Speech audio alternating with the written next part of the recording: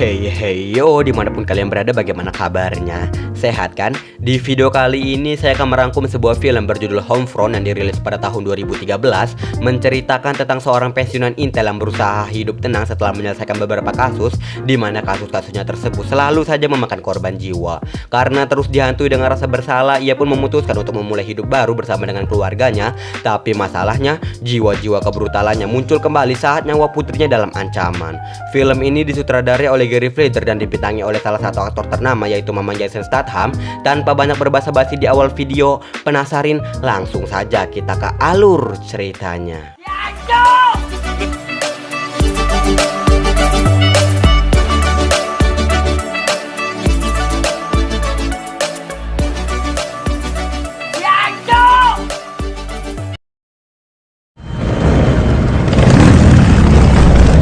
Film dimulai dengan memperlihatkan segerombolan geng motor yang dikenal dengan nama Outcast. Gangster tersebut dipimpin oleh seorang pria bernama Danny dan anaknya Jojo. Saat itu di sebuah bar terlihat Danny yang tengah mempersiapkan paket narkoba yang dibuatnya untuk dikirimkan ke beberapa daerah yang ada di Amerika.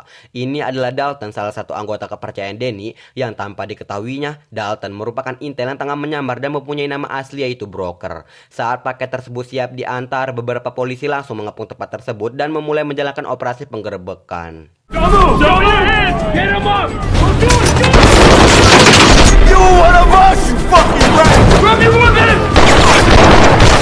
Sempat terjadi baku tembak, Danny dan Jojo pun berhasil kabur dari tempat tersebut menggunakan mobil. Broker yang melihat Danny kabur langsung melakukan pengejaran dengan beberapa polisi lainnya. Setelah Broker berhasil menghentikan mobil Danny, Broker pun berkata kepada Danny dan Jojo untuk menyerah saja. Tapi Jojo yang keras kepala pun mencoba ingin melawan kepolisian, dan saat itu juga kepolisian mengambil tindakan tegas dengan menembaki Jojo secara beruntun sampai ia tewas.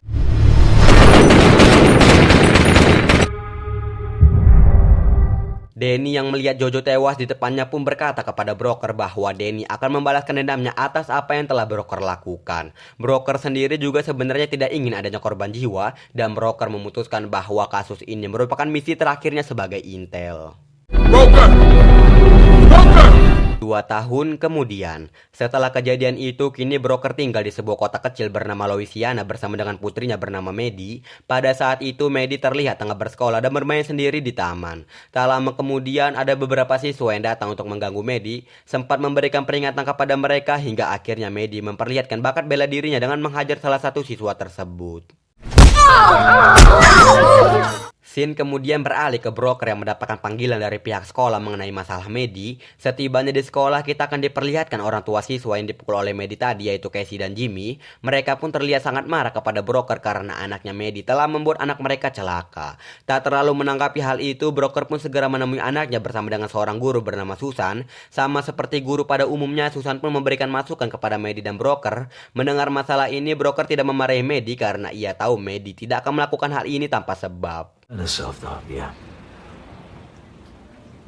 Saat hendak pulang, lagi-lagi Casey mencari masalah dengan Broker, di mana ia menyuruh suaminya Jimmy untuk memberikan pelajaran kepada Broker. Saat Jimmy hendak memukul Broker, Broker dengan refleksnya langsung membanting Jimmy ala-ala pemain Smackdown. Get him, Jimmy! What the fuck are you doing? Karena tindakannya tersebut, Broker langsung menjadi sorotan oleh sheriff dan guru-guru yang berada di sana. Kembali ke Casey dan Jimmy, di mana sekarang ini amarah Casey makin bergejolak dan Jimmy sebagai suaminya pun tak berani berkata apa-apa kepada Casey.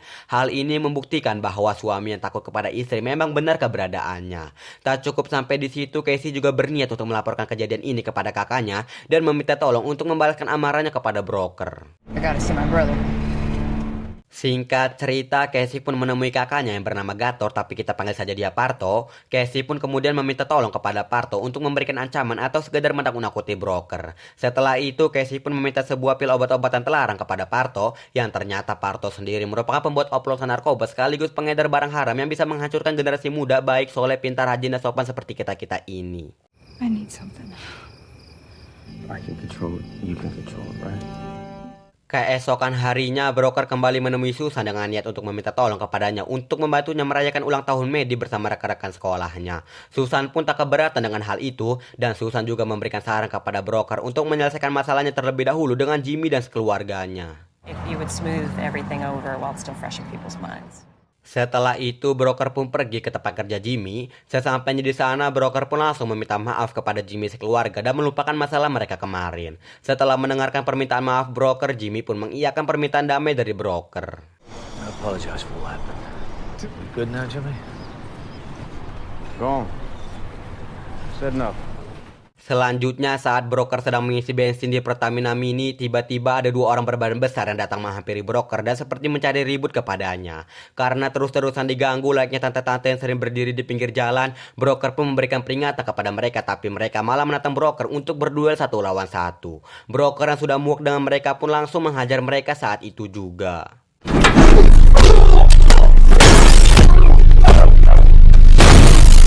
Who put you up to this? Nobody.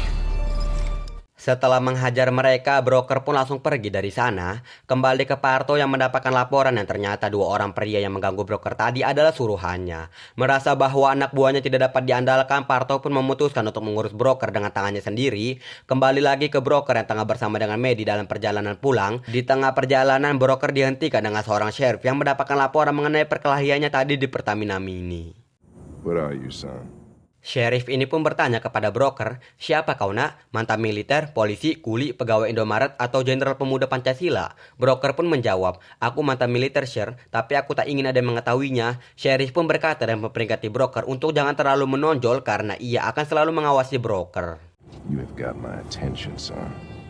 Saat di rumah, broker dan Maddie tengah berkuda bersama di sekitaran rumah. Tanpa mereka sadari, Parto datang ke tempat kediaman broker. Saat berada di sana, Parto langsung merusak ban mobil milik broker dan menyusup ke dalam rumahnya. Di dalam, Parto mengambil salah satu boneka milik Maddie dan berkas-berkas selama broker saat masih menjabat sebagai intel.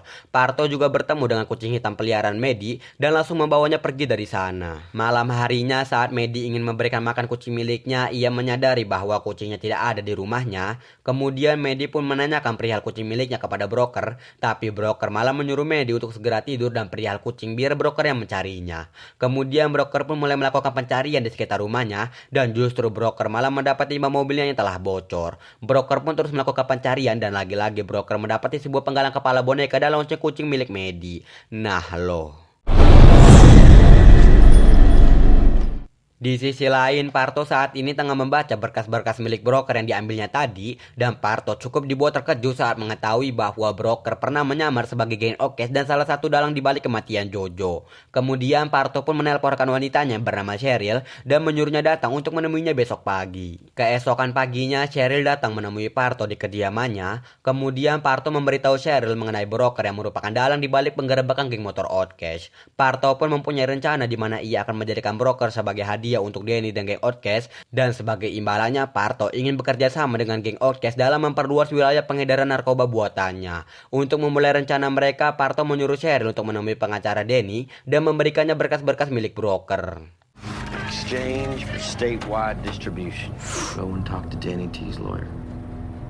Di sisi lain, broker tengah mendatangi Jimmy di tempat kerjanya. Kemudian broker pun mulai menceritakan tentang apa yang terjadi di rumahnya. Jimmy yang merasa tak bersalah mencoba menjelaskan, tapi broker yang sudah kepalang emosi pun memperingati Jimmy untuk jangan bermacam-macam dengan keluarganya. Some small time amateur crap going back and forth. Selanjutnya saat di rumah, broker memberikan hadiah sebuah boneka kepada Maddie, dan broker juga berkata bahwa di hari ulang tahun Maddie yang ke-10 nanti, broker akan membuat sebuah acara dan merayakannya bersama teman-teman sekolah Maddie. You should have like a birthday party with your class.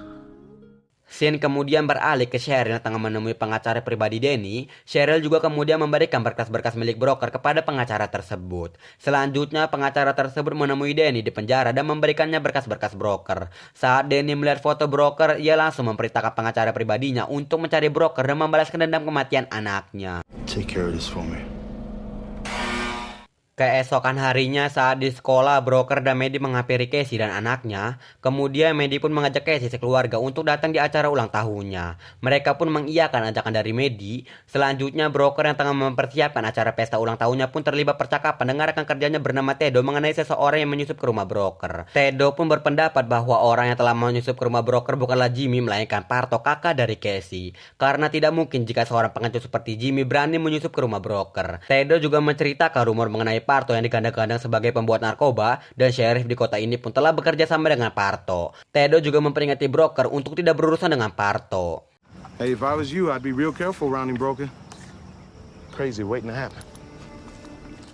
Singkat cerita, acara ulang tahun Medi pun tengah digelar dan berbagai kebahagiaan pun terjadi di tempat tersebut. Tapi faktanya di sisi lain ternyata geng Outcast telah sampai di kafe tempat Cheryl bekerja. Divisi geng Outcast ini dipimpin oleh Cheryl, salah satu orang yang cukup berbahaya di dunia kriminal. Saat bertemu dengan Cheryl langsung menanyakan di mana broker berada. Cheryl pun menjawab, "Aku akan memberitahumu, tapi aku ingin kita bekerja sama dalam bisnis perdagangan narkoba." Mendengar hal itu, Cheryl pun menolak ajakan dari Cheryl dan langsung mengancamnya jika dia tidak memberitahu di mana broker berada, Cheryl akan memecahkan tengkorak kepala Cheryl. Well, you got me fucking fooled, Cheryl. You got 5 seconds before I drill your fucking skull into this. Malam harinya, Parto berkunjung ke rumah Casey dan memberitahunya bahwa ia sudah mengurus masalah broker. Kemudian Casey pun kembali meminta obat haram kepada Parto, tapi kali ini Parto tak ingin memberikannya. Di sisi lain, kita akan melihat broker yang mendapatkan telepon dari teman lamanya. Kemudian broker mendapatkan informasi bahwa Parto pernah beberapa kali ditangkap karena kejahatan kecil. Tapi rekan wanitanya yang bernama Cheryl pernah ditangkap 2 kali karena penyeludupan narkoba bersama geng Outcast. Dan kemungkinan besar Cheryl saat ini masih memiliki hubungan dengan geng Outcast. Ronnie, send me a picture, would you? Thanks, Ronnie. Keesokan harinya, broker mendatangi tempat tongkrongan Parto. Di sana juga ada Tedo yang tengah ngopi. Kemudian broker langsung menghampiri Parto dan menceritakan tentang seseorang yang menyusup ke rumahnya. Broker juga berkata, siapapun yang datang ke rumahnya lagi, mereka akan langsung berhadapan denganku. Find me standing in it. Selanjutnya, broker pergi ke tempat kediaman Parto. Ia langsung menelusuri tempat tersebut dan mendapatkan beberapa bahan pembuatan narkoba, termasuk narkoba yang telah siap diedar. Setelah itu, Parto langsung menyambut aset tempat tersebut dengan membuat peledak buatan.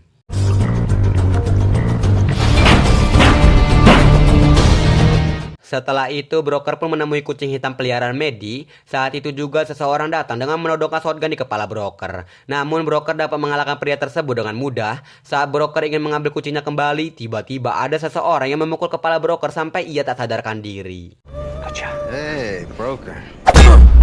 Setelah itu, broker pun disiksa oleh para bajingan tersebut. Setelah cukup lama disiksa, broker pun akhirnya dapat membalikan keadaan dan membantai para cecunguk bajingan tersebut.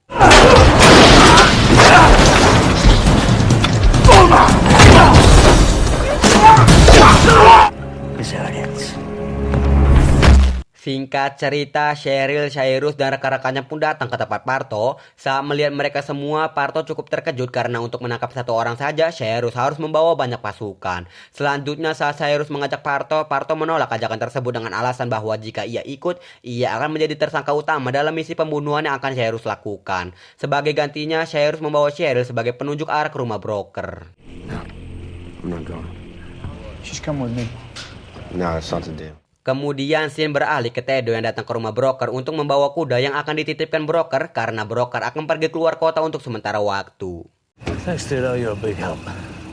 Singkat cerita, Cyrus dan kawan-kawan sudah sampai di dekat halaman rumah broker. Saat dalam perjalanan menuju ke rumah broker, Cyrus mendengar sesuatu dari kandang kuda dan menyuruh salah satu bawahannya untuk pergi memeriksanya. Saat bawahan Cyrus sampai di kandang kuda, Tedo langsung menyerangnya dengan kejutan. Mereka pun terlibat pertarungan 1 lawan 1.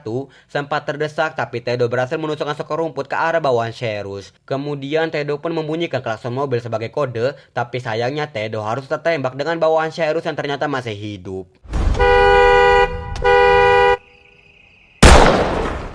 Mendengar suara klakson tersebut, broker langsung membawa Medi dan menyuruhnya bersembunyi di gudang bawah rumah dan segera menghubungi polisi. Broker pun kemudian mengambil senjata shotgun yang disimpannya. Cyrus dan kawan-kawan juga mulai melakukan penyerangan ke rumah broker. Terlibatlah sekian adu tembak, ditambah posisi Medi saat ini juga sudah ketahuan yang membuat salah satu bawahan Cyrus mengejarnya. Hey!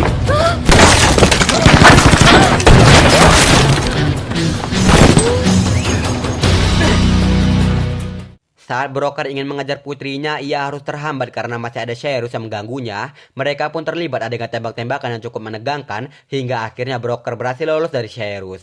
Kembali ke Medi yang masih terlibat adegan kejar-kejaran, dan saat bawahan Cyrus ingin menembak Medi, beruntung broker datang tepat waktu. Tak cukup sampai di sini, lagi-lagi Cyrus masih sanggup memberikan perlawanan kepada broker dan mengajaknya bertaruh 1 lawan 1. Di sisi lain, Medi yang berada ketakutan meminta tolong kepada Cheryl yang saat itu tengah berada di sana, dan ngefetnya Cheryl justru malah membawa Medi pergi dari sana. Kembali ke broker yang masih bertarung dengan sengit. Walaupun sempat kewalahan, tapi broker sebagai pemeran utama di film ini dapat mengalahkan Cyrus saat itu juga. Broker pun kemudian berlari dengan niat menghampiri anaknya, tapi kali ini broker telat karena Maddie telah terlanjur dibawa Cheryl pergi. Tak lama kemudian polisi datang ke tempat tersebut dan menanyakan detail kejadian kepada broker. Theodore yang berada tak jauh dari sana ternyata mengalami luka yang cukup parah tapi masih sadarkan diri. Kemudian Maddie menghubungi broker melalui radio dan menyebutkan ciri-ciri wanita yang menculiknya. All right, baby, trust me. Some lady with black hair. Okay, baby.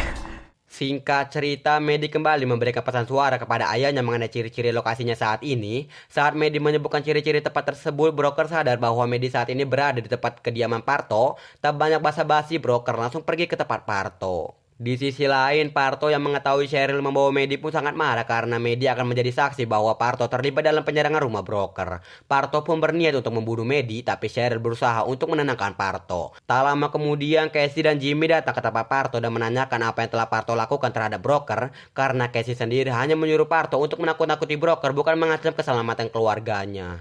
Tell me you didn't have anything to do with it. It's time to go home, okay? Jimmy? Cassie, come on. Saat tengah berdebat, Casey mendengar suara Maddie dari dalam, dan saat Casey menghidupkan lampu, tiba-tiba tempat tersebut meledak akibat peledak buatan yang telah dipasang broker tadi. Saat Casey ingin membawa Maddie pergi, Parto berniat untuk merebut Maddie dengan cara paksa. Casey pun masih terus mempertahankan Maddie, tapi Parto dengan tidak sengaja menembak Casey. Setelah merebut Maddie kembali, Parto langsung segera pergi dari sana.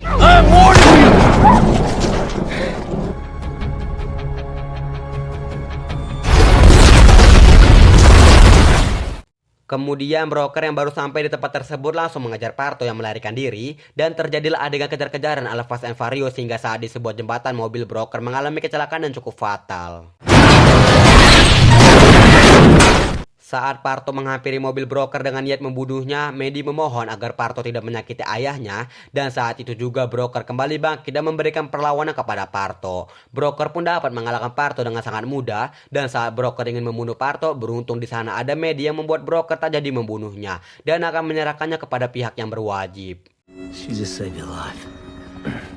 Singkat cerita, terakhir kita akan melihat Danny yang mendapatkan kunjungan dari seseorang, dan ternyata itu adalah broker. Broker pun berkata kepada Danny bahwa ia akan senantiasa menunggu kebebasan Danny di luar. See you on the outside, Danny. Dan film pun selesai.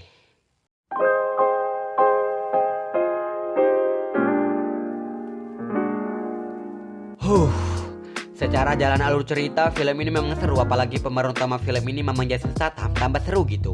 Setelah menonton film ini juga jiwa-jiwa brutal yang ada di dalam diri saya semakin mengejolak, dan seperti tidak takut dengan siapapun, kecuali Tuhan orang tua, takut saya. Pembelajaran dapat sama orang yang terkandung di dalam film ini adalah jangan mudah terbawa emosi. Itu, saya Al izin undur diri, sampai jumpa di video selanjutnya.